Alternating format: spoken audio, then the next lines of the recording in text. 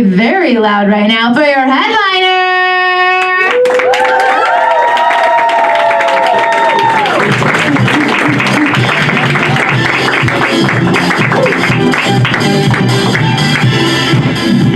What's going on, flappers? All right, cool.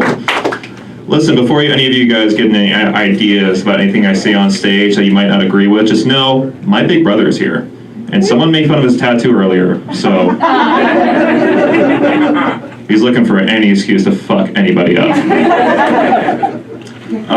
About a year ago, I got out of like my first like serious adult relationship, and it was chill. That was very amicable. I was kind of like, "Hey, do you want to keep doing this?" And she was like, "Nah," and I was like, "All right, good game."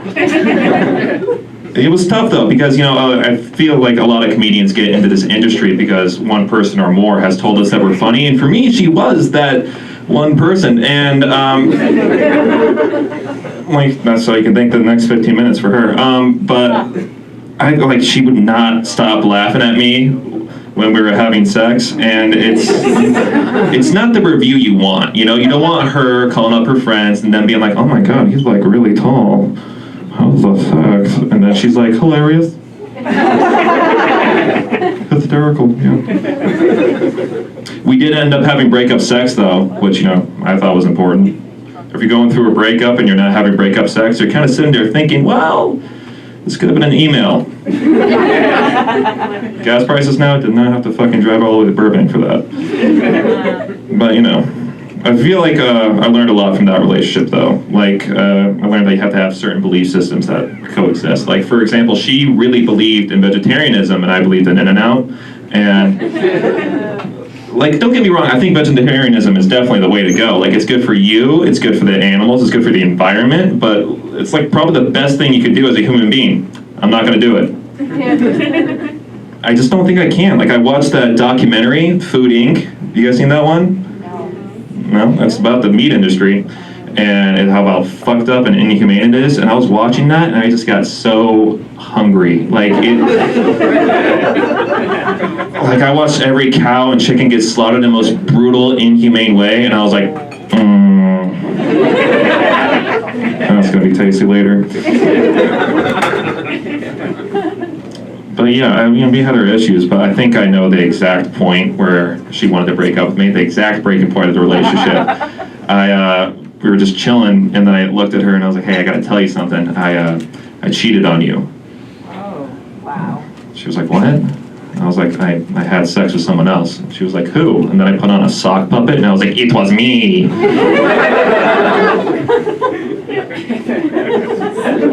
And now it's over,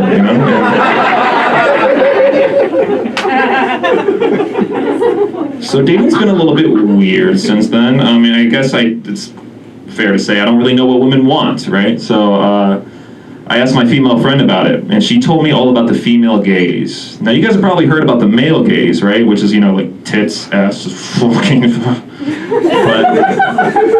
that's what guys like. Girls, they're a little bit more complicated. They don't like what we think that they like, fellas. It's not all about the, the six-pack abs and like the massive dick, which, sucks for me. But no, what girls like apparently is the hands and the eyes. That's what girls are into apparently. So the next time I went out on a date with a girl, I kind of just stared at her for a while. I was like,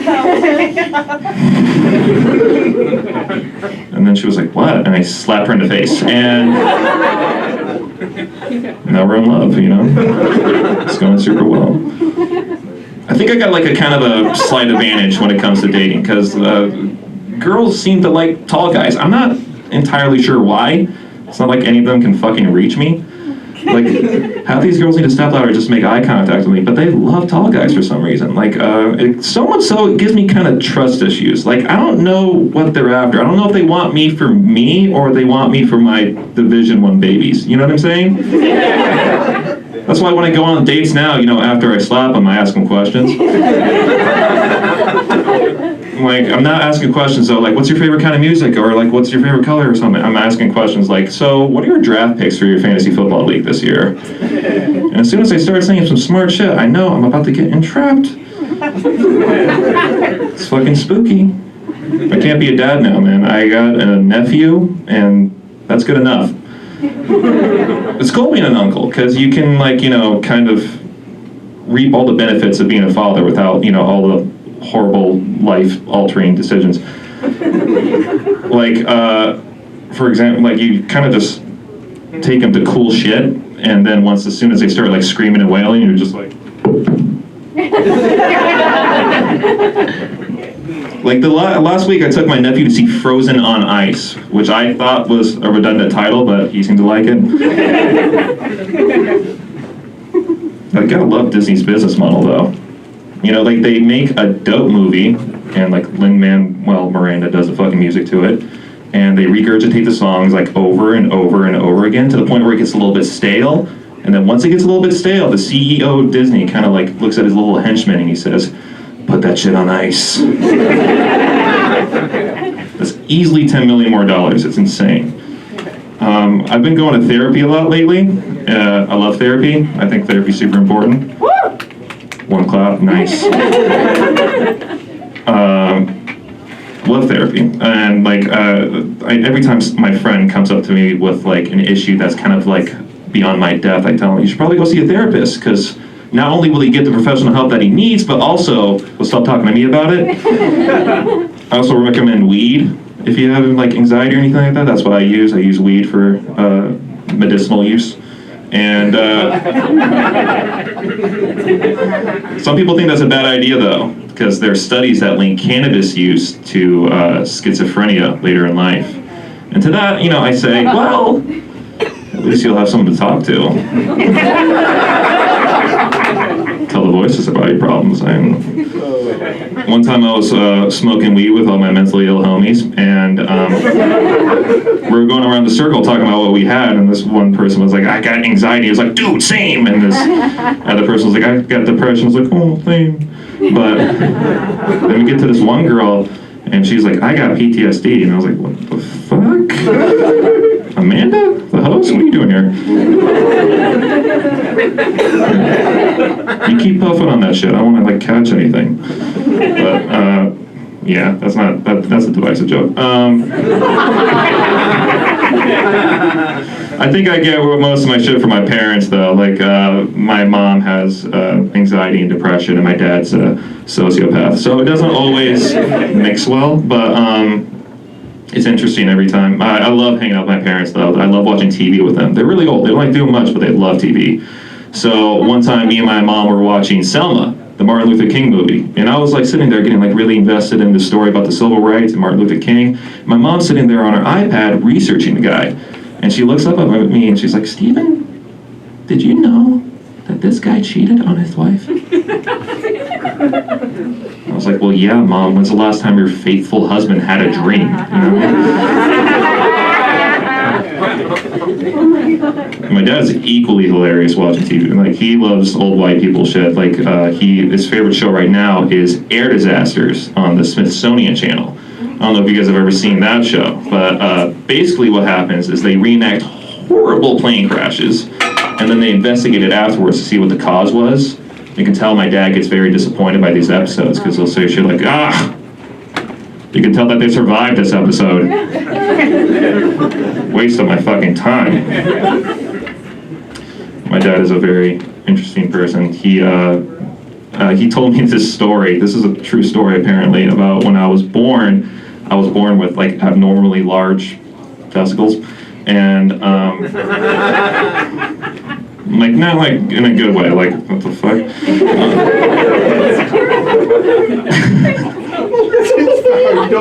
My sister's here, and she can attest to that's true.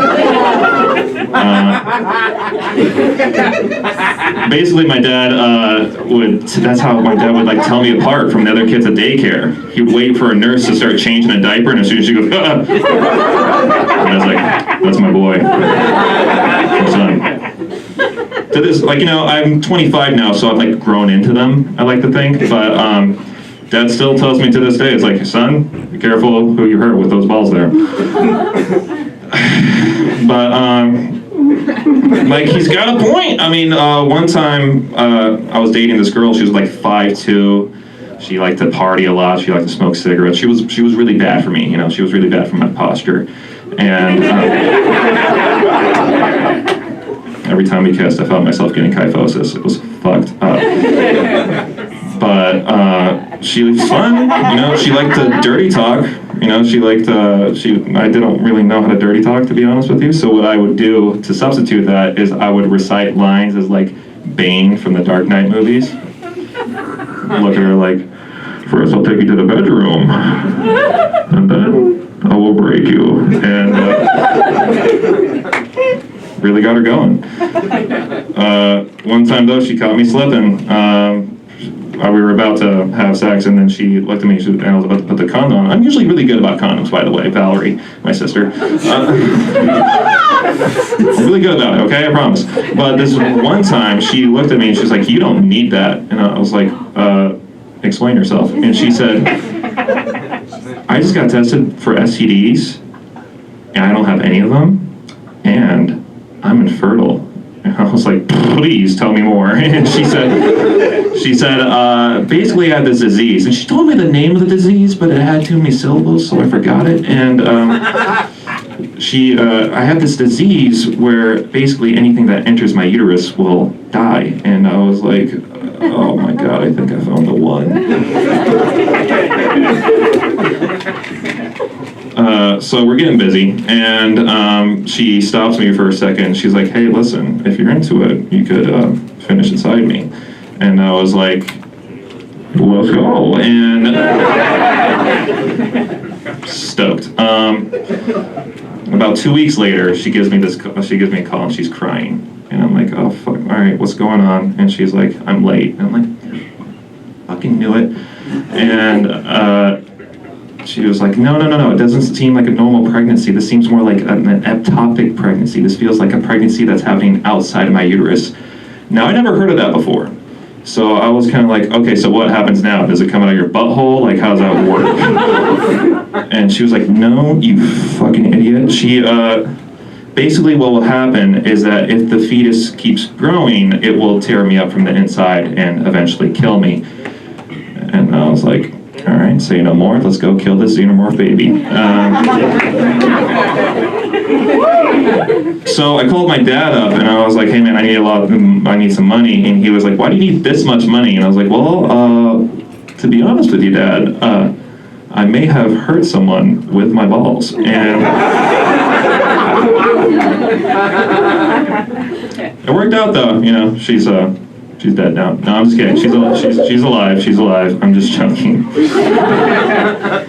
I think but like, you know, with like Roe versus Wade now, I don't like know if that story would all like, if stuff like that continues to happen, I don't think that story's gonna have the same ending, you know, and that's pretty upsetting that that's like the case now. So I can honestly say from the bottom of my heart that every Supreme Court person who voted on that can suck my extremely fertile dick.